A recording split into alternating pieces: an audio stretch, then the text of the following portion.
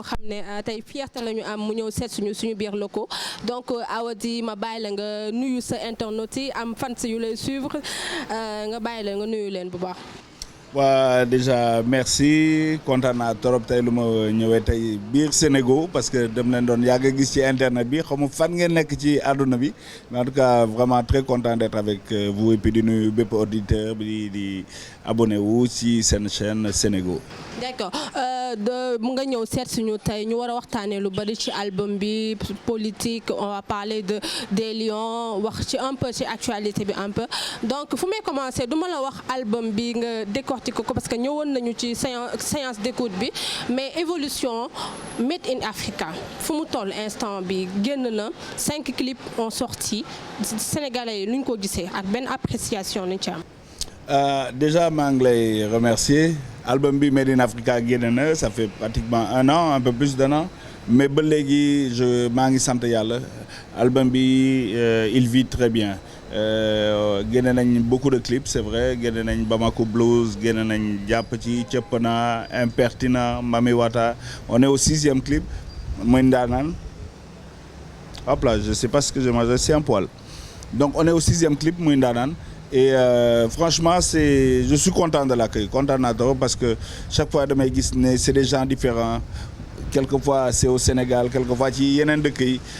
ñu ngi apprécier album bi et puis souvent daf leen di bett parce que dañu ne ndeke mais grand bi léegi il est là ba léegi mais comment il fait pour rester là tout ce temps donc franchement très content ci accueil bi. D'accord alors album bi 23 titres la su ma juumulee donc nga ne 6 clips génn na ci pourquoi nga choisir 6 clips yooyu te bu ne thème bu muy aborder. Album bi c'est vrai que 23 titres mais dama xalaat ne tey musique kenn dootul déglu album léegi dañu ne est-ce que seetaan nga clip bi tu vois est-ce que gis nga son Awadi bu bees bi tu vois c'est bizarre duñ ko déglu dañ koy gis. donc il faut ngay def ay clip donc pour le moment ñu ngi ci 6 clips mais dinañ def yeneen clip donc dañu commencer par Bamako Blues te Bamako Blues lu mu ci bëggoon wax mooy expliquer ban sentiment laa nekkoon parce que balaa may génne album bi il fallait 5 ans ci 5 ans yooyu dama demoon ba à un moment xaw a xaddi et puis xaw naa bàyyi quoi parce que amatuma woon challenge amatuma woon feeling et puis autour de moi amoon naa ay genre de déception. donc ma ne woon bon est-ce que lii jaarati na ko et après ma dem Bamako gis benn boy mu déglul ma benn musique franchement loolu dundalaat ma benn sample Ali Farka Touré la woon mu yëg ko torop donc ma laaj bu mu nekkee Bamako ana doomu Ali Farka vieux ñu indil ma ko ndeke vieux fans la woon tamit et puis vraiment benn amitié sincère juddu ci et puis ñu décidé def hommage à papam Ali Farka Touré ñu def morceau bi Bamako Blues moo wax ci li nekkoon sama xol lépp. D'accord man morceau boobu nag moo nekk bu ma gën a marqué ci album bi dama koy déglu tout le temps clip bi day wax xaw ma ko tourner clip bi ak imagination bi nu mu kiiwee mais boobu dañuy xam ne yow sa vécu ngay raconter. su ma la doon laaj trahison bi nan nga ko dundee nan nga ko amee force pour surmonter. Non c'est vrai que morceau bi il est très intime Bamako Blues c'est très intime c'est très personnel c'est très fu mu ko tibbee sori na loolu mënuma la expliquer nag situation yu ma dund mais xamal ne inspiration bi ci dafa basé wu sur ay réalité trahison bi ci musique bi la. ci ay réalité ok ñu dem ci beneen son bi mooy impertinent boobu son boobu kan ngay waxal. impertinent damay wax sa bopp parce que très souvent gars yi duñ ma mës a boole ci affaire yu am doole yi wala affaire yu neex yi parce que surtout les gens qui sont au pouvoir parce que souvent dañuy ne parce que booy bi moom soo ko fi invité dina yàq fête bi di xam ne day ñëw fii wax lu fi ëpp xam nga xaw ñu clash xaw ñu xosi sànni ñu ay xeer alors que c'est pas ça tu vois man chaque fois que je dis quelque chose c'est pas contre une personne je du ma personnaliser débat bi mais par rapport à yenn principe yi la léegi si par rapport à yenn principe yi may wax sentiroo ko nga ne dama réew wala dama impertinent eh bien loolu dama koy accepter mbuboo ko accepter ne man maay l'impertinent national. D'accord morceau boobu jël naa ci ñaari phrase yi nga jot a wax mooy servir et non se servir déjà servir et non se servir boobu état bi ngay waxal nag morceau bi yëpp dafay mel ni état bi moom ngay sànni. non servir et non se servir xam nga fan laa ko njëkk a déggee ci Thomas Sankara le gouvernement est là pour servir et non se servir ça ci Sankara laa ko njëkk a déggee mais dégg naa aussi fii Sénégal ñi certains qui le disent. ñuy wax la patrie avant le parti dégg naa fi loolu yëpp donc mais c'est pas personnalisé mais quand même voilà ku mu neex jël ah. léegi bu ñu ko contextualiser instant bi. non on peut le contextualiser si on le contextualise dama koy assumer. ci ban côté nga koy assumer. dama koy assumer sur bépp fan partout. bu ñuy dund ni instant yi. lu ñuy dund instant yi c'est-à-dire soit plus clair. politique yi nga doon waxal foofu noonu. Oui, je parle aux politiques, je parle à tout le monde. D'accord. Alors beneen phrase bi ma si jot noté yaa ngi naan aller vers le peuple pour nous éviter les clashs. Ouais, il faut que les gens aussi qui demandent la voix du peuple qu'ils essayent d'aller vers le peuple, pas seulement pendant les élections. Tu vois? Tu peux pas demander la voix du peuple et puis ngay fàtte peuple bi. Donc de temps en temps il faut nga dem ci askan bi xam la ñuy dund, xam nga. dundat ñoom la ñuy dund pour sooy mettre en œuvre ces politiques nga xam de quoi on parle quelquefois da ngay sori peuple bi da ngay sori sa askan ba fàtte contrat de confiance bu lay lié ak sa askan da ngay fàtte ne yow da ngay liggéey pour askan bi et pas le contraire xam nga employé nga du yow yaay chef askan bi mooy chef yow ngay employé. Donc faut pas ñuy jaawale donc c'est pour ça morceau bi aussi impertinent c'est pour rappeler contrat de conscience bu ñu am ak contrat de confiance aussi boo xam ne on doit le respecter en tout cas daal man wax naa sama wax. waaw d'accord ku jël daal moo. waaw voilà. ñu dem ci jàll ci Mamy Wata boobu j'ai fouillé un peu partout déjà Mamy Wata bi pourquoi rendre hommage parce que romb naa Mamy Wata xool histoire am. Pourquoi Mamy Wata déjà? Pourquoi Mamy Wata? Parce que Mamy Wata bon suñu baaxu maam la aussi Mamy Wata c'est la déesse des eaux xam nga askan bi suñu jaaxle bépp africain soo jaaxle da ngay dem ci maam yi nga laaj li xew nan la naka la comment on peut faire et donc Mamy Wata askan bi moo dem comme les Lébu font ci géej gi. laaj Mamy Wata mu fajal leen seen soxla tu vois parce que gars yi dañuy faral di fàtte xam nga mais askan bi duñu fàtte mukk am nañ jot mën la def 12 ans ñu am sa jot waaye saa yu jotee ni nga dem ci nii wala ci ne xam nga donc à un moment il faut ñu leen di fàttali ne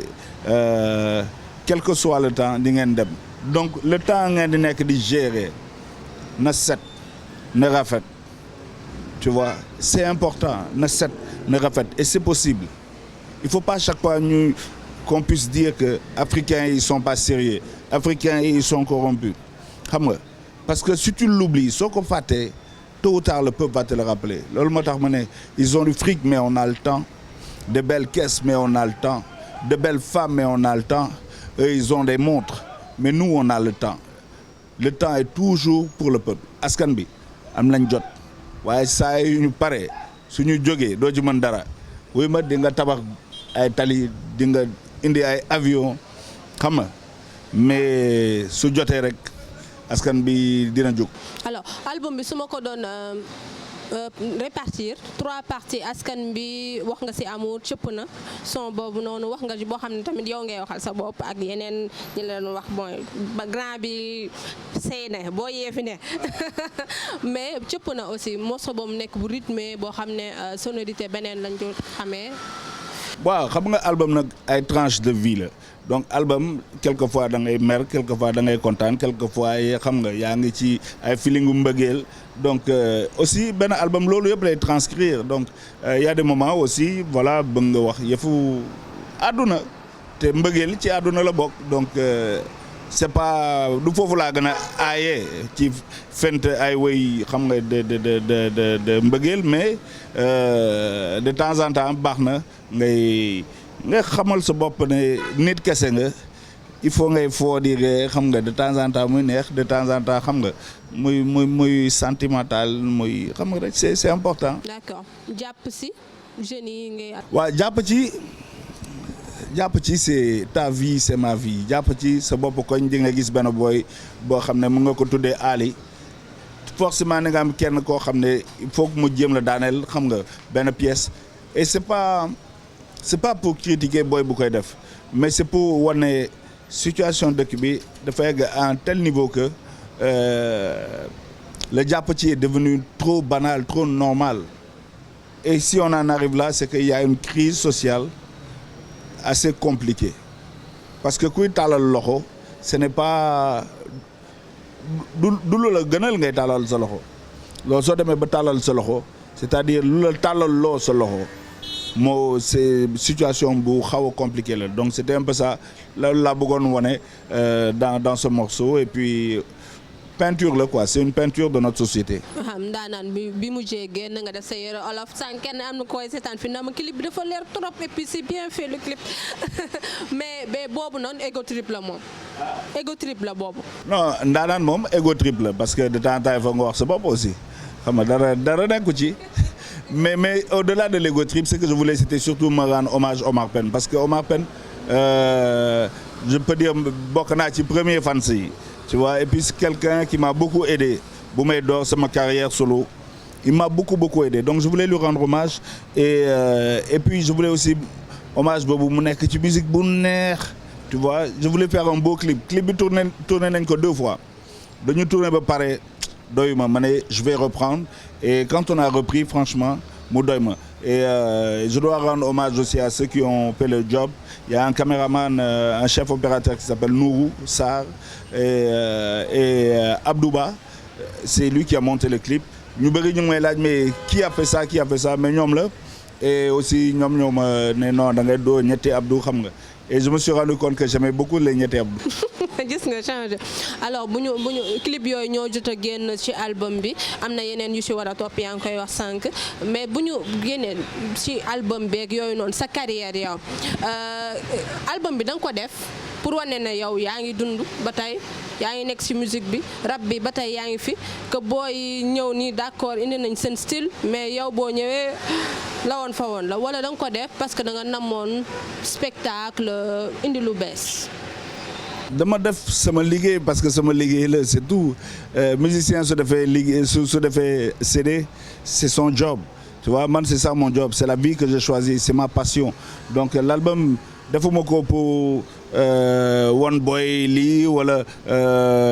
pour def ay spectacle yi ça ne s'arrête jamais pour moi mais parce que c'est ma passion la lii laa xam lii laa bëgg lii moo may dundal mooy dundal sama xol tu vois su ma defulee musique lan laay def mën naa def business mais du ma ci am bànneex mën naa ci am koppar mais bànneex le bonheur je l'ai quand je fais de la musique. D'accord parce que boo gisee ma laal question boobu bu ñu wax grand yi voilà dañ lay lim dëggat yi lim ay daara yi mais tey booy dañuy njëkkante première place bi yéen dañ leen xaw a méttee boor voilà. naan dañoo yàgg seen style ak yooyu noonu nan nga gisee loolu da nga koy nangu wala c'est normal. bon écoute ça c'est une vision de l'esprit man en tout cas man personnellement j'aime les collaborations dans l'album là il y a des collaborations avec la nouvelle génération ku ci mel ni Dip Doundou Guiss ku ci mel ni Ombre Zayen ku ci mel ni Mouna ku ci mel ni Bodiao il y en a beaucoup man loolu laa gëm tu vois moi je suis en mission je suis pas en compétition. Est-ce que pour yokk. Je suis en mission, je suis pas en compétition. Mais évidemment, quand tu travailles avec des jeunes, même quand tu travailles avec des anciens, tu gagnes une fraîcheur. Et si tu n'es pas intelligent, nagou, tu passes à côté de ton histoire. Moi je suis pas en compétition, je suis en mission. D'accord léegi génération bi seen style bu ñu indi ñoom indi nañu seen propre style boo xam ne nit ñi ñu ngi koy déglu tamit apprécier nañ ko yow en tant que grand seen aîné lan nga ci xalaat. Non je pense que le rap c'est générationnel chaque génération da ngay ñëwaat say fem xam nga ñun lu ñu doon def démb ak man lu may def tey bokkul génération bu nekk il faut nga ñëwaat say fem et puis voilà di nga am ñu koy consommer. am na ñuy consommer Awadi ba tey am na ñuy consommer Dip ñu ngi soog a commencer consommer hip hop so pour moi c'est de toutes les façons man j'ai pas de barrière man musique bu ne mun naa ci ànd tu vois awma barrière yooyu et puis je ne vois pas de frontière ci lu may explorer ci musique quand j'explore de la musique quelquefois même je vais plus vite que l'histoire et après l'histoire me donne raison tu vois et c'est ça pour moi de savoir prendre des risques accepter yenn challenge yi. D'accord fu ñu jeexalee mooy projet yi live yi nga war a def concert yi date. Oui on est donc les projets on prépare l'anniversaire de Positive Black Soul les 30 ans loolu moom pour moi c'est le plus important de tout ce qu'on a dit. léegi naa da ngeen fàttu sax yow ak kii. waaw non. takkatu fenn di job. waaw ñu ngi job man ak dégg ci ñu ngi job parce que 30 ans dans ci carrière du dara quoi tu vois aujourd'hui maa ngi sol sama short di boylu mais 30 ans quand même de carrière c'est important et man ak dégg ci pour nous c'est tellement c'est pas rien on se rend compte que dañu doon fooyee benn affaire tey y a plein de boy yoo xam ne loolu la ñuy dundee quoi moom moo leen di dundal le petit truc boo xam ne ñu ngi ko doon fooyee suñu néeg xam nga lii luñ ko dox amitié ba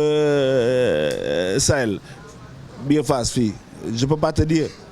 mais dañu gëmoon ne lii mën na jur dara aujourd'hui loolu mooy mouvement hip hop bi tey tu vois donc ñu ngi sant yàlla donc lañ ko bëgg a célébrer invité ay artistes internationaux ay européens invité ay américains ay africains ñoom ñëpp ñu ñëw Dakar 2 3 4 août inchallah pour qu'on puisse faire la plus belle fête du hip hop en Afrique inchallah. 30 ans yi naa la laaj lan moo ci gën a marqué lan moo ci gën a neex. lan moom ma ci gën a marqué ci 30 ans yi écoute man lépp neex na ma quoi les hauts comme les bas parce que chaque fois qu'on a eu des coups dans la vie expérience bu graw la dañ ci sukkandiku pour gën a jógaat donc et puis non les plaisirs moom mënuma leen à chaque année am nga benn affaire bu fantastique boo xam ne tu te dis jaroon na ko ça valait le coup tu vois et à chaque nouveau MC buy bàcc tu te dis waaw kii moom il a trop de talent ça fait plaisir donc honnêtement c'est un sentiment de gratitude envers Dieu envers Allah envers le Créateur et on est juste heureux de pouvoir fekkee moment bi et partager que aussi avec tous ceux qui ont permis à Positive Black Soul d'exister